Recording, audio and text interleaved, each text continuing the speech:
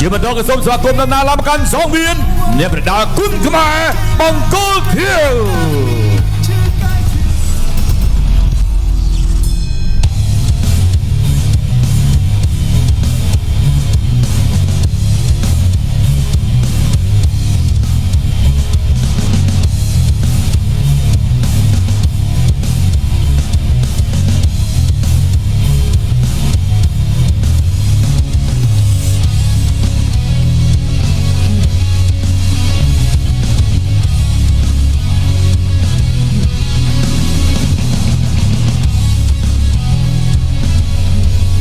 វត្តមានកីឡាករបង្គោលខៀវក៏បានឡើងមកកាន់សង្វៀននៃការប្រកួតរួចរាល់ជាបន្តទៅទីនេះក៏សូមសម្លេងស្វាគមន៍ដំណើរឡើងមកកាន់សង្វៀនគុណខ្មែរបង្គោលក្រហម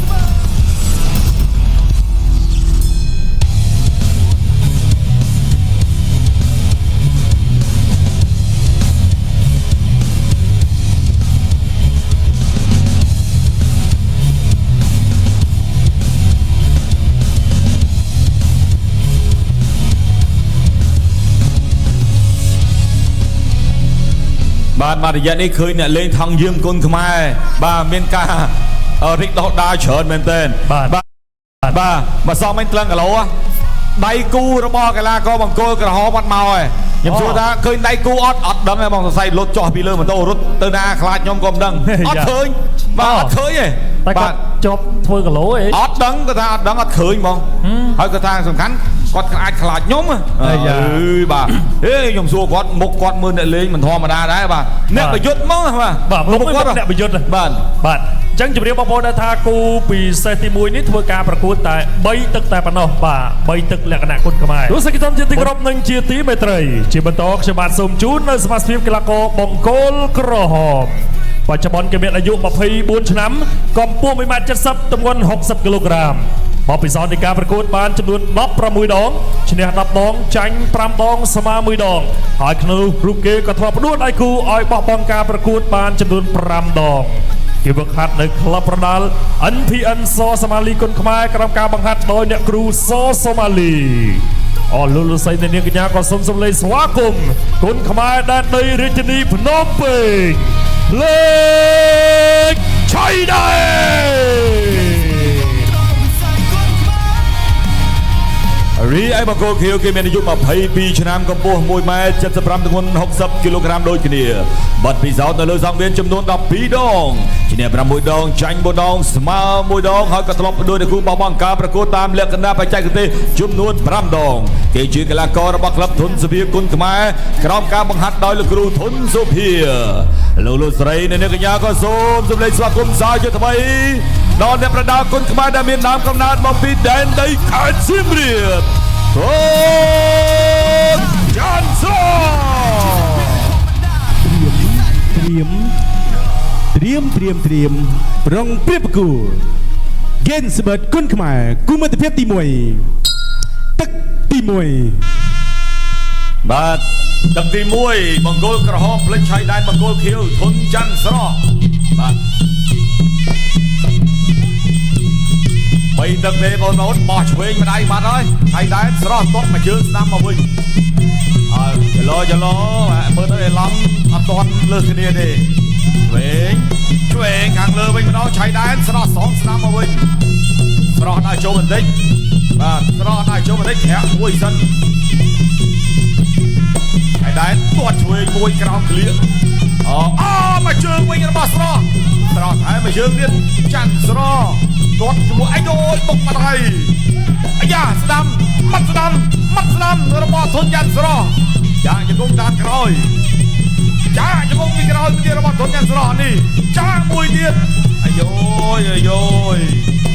ទេប៉ាតមងនេះច័ន្ទស្រស់បីទៅជាតិឡើងជង្គង់តំណងអ្នកមួយស្រស់ទាត់មកជើងសិនហើយដែនដកថយតិចបោះមួយដៃស្ដាំម៉ាត់ស្ដាំទៅវិញចាជង្គង់សងបាទការលេងជង្គង់កម្លាំងមកដល់ក៏ពិបាកដែររៀកបែចាក់ពីក្រោយលោកអញ្ញាកដាបាទវិធីសំណួរភាសាទៀតដល់ការប្រកួតទាត់ឆ្វេងខាងក្រោមទាត់ស្ដាំបោះស្ដាំតាមក្រោយរបស់ច័ន្ទស្រស់ដោយឡើងបោះស្ដាំចាក់ជង្គង់ចាក់ជង្គង់សងវិញ វិញចា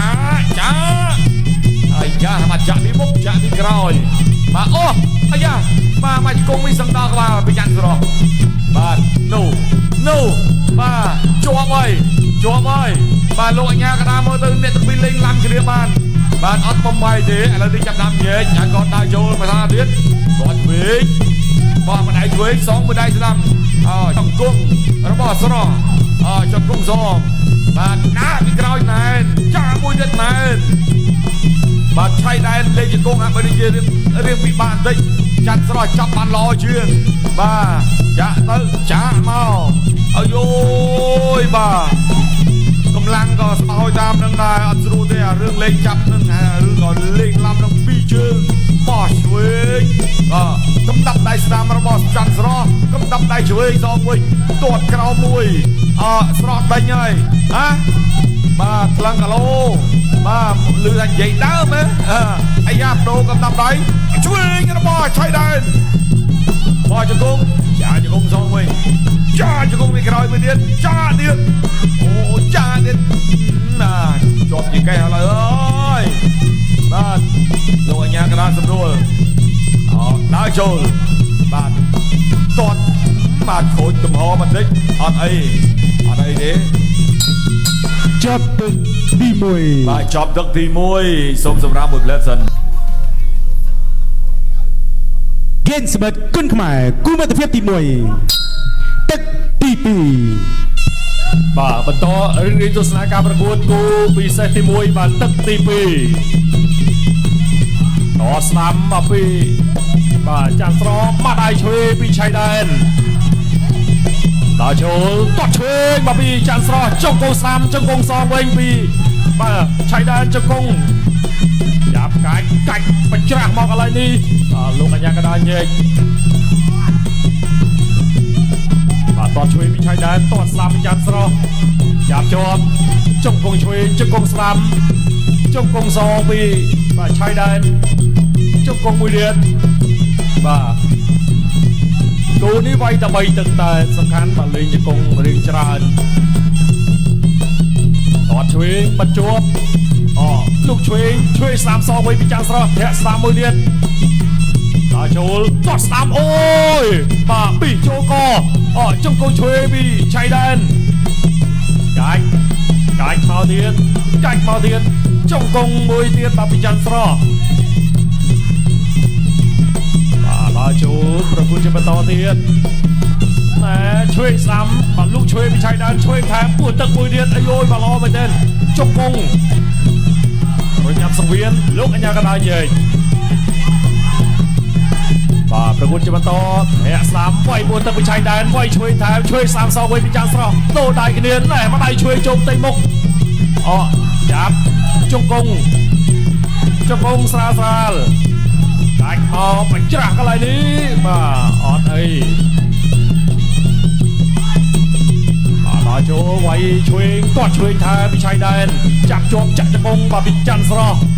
ជង្គង់ពីឆៃដែនជង្គង់ពីចាន់ស្រស់បាទលោកអញ្ញាកណ្ដាលធ្វើការញែកជាបន្តទៀត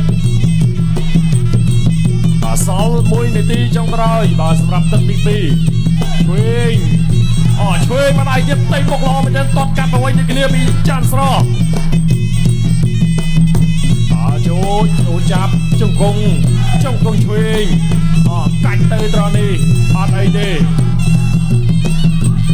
ប្រគួតជាបន្តទៀតណែមកដៃស្ដាំល្អមែនទែនពីបាទចាន់ស្រស់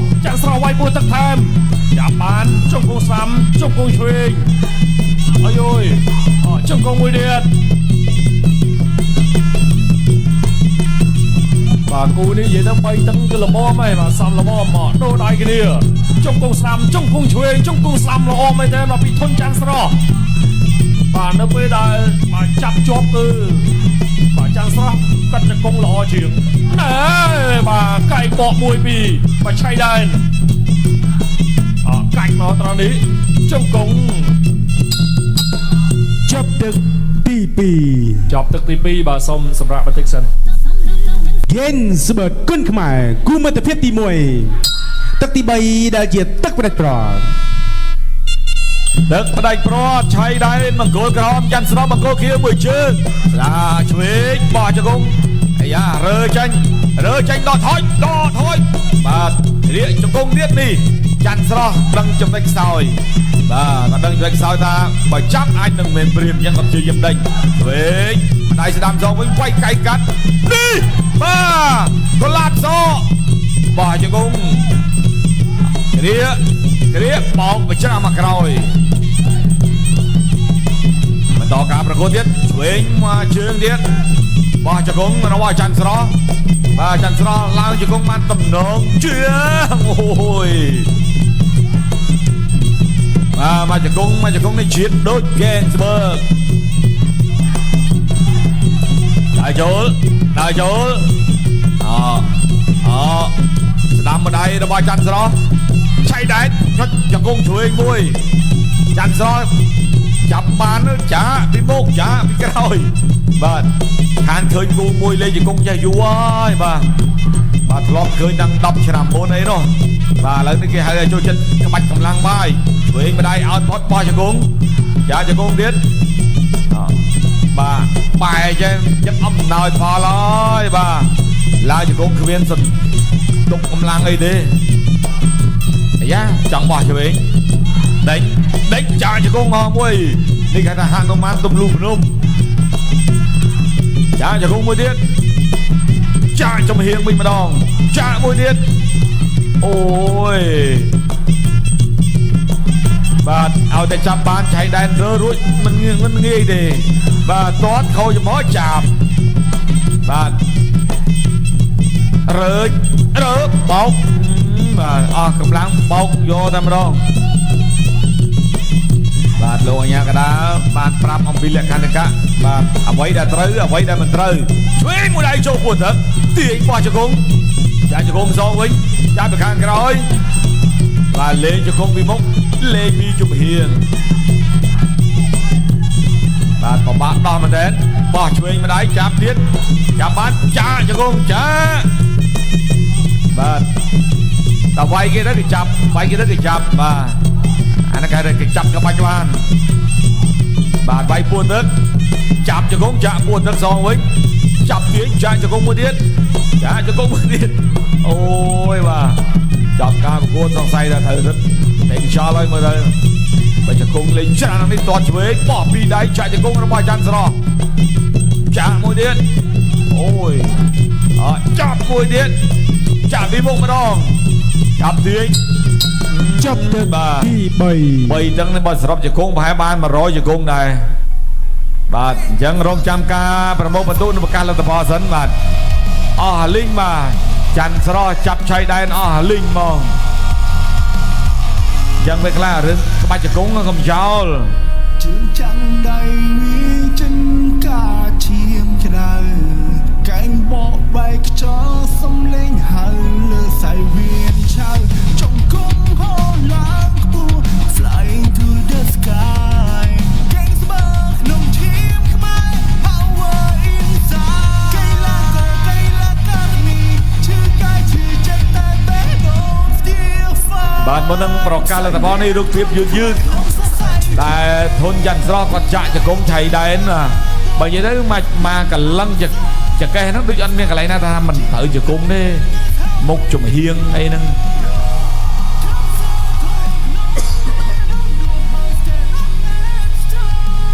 ឥឡូវនេះចូលដល់វគ្គអ៊ុតលទ្ធផលទាំងអស់គ្នាបាទសូមជូនពេលវេលាទៅដល់គណៈកម្មការឆ្លងកាត់ការប្រកួតពេញ3ទឹកនៅលើសង្វៀនជ័យជំនះបានទៅលើបងគោលខៀវធនច័ន្ទស្រស់បាទមិនបាច់អ៊ុតយូធនច័ន្ទស្រស់គឺជាអ្នកទទួលបានជ័យជំនះទៅលើបាទផ្លិចឆៃដែនទស្សនិកជនសូមពេលវេលាសម្រាប់មួយផ្លិតសិន